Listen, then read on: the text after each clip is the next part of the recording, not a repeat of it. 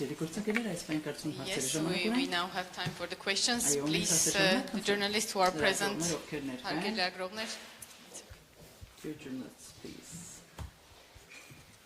Armen Press լրատվական գործակալություն, բարև ձեզ, Դավիթ Մամյան, հարցը ուղղված է Նիդերլանդների արտաքին գործերի նախարարին։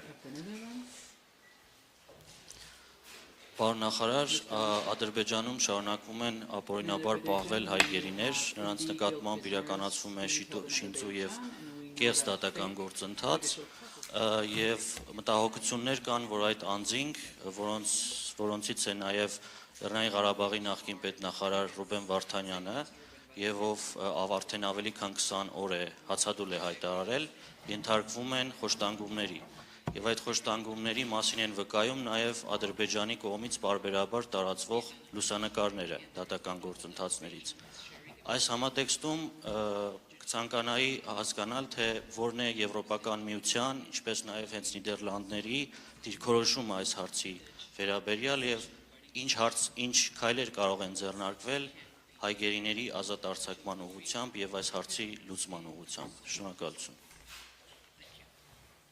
Thank you, Mayor, very much. Thank you for the questions. We believe that in general, prisoners and detainees need to be protected well.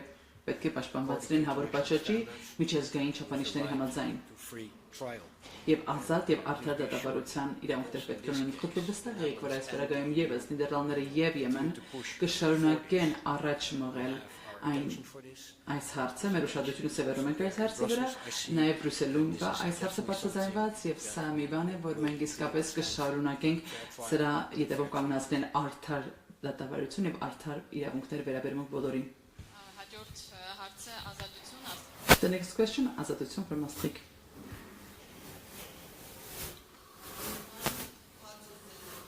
Mr. Mizurian, my question is for you. Ուզում եմ իմանալ արդյոք Հայաստանը պատասխանել է խաղաղության պայմանագրի ադրբեջանական առաջարկներին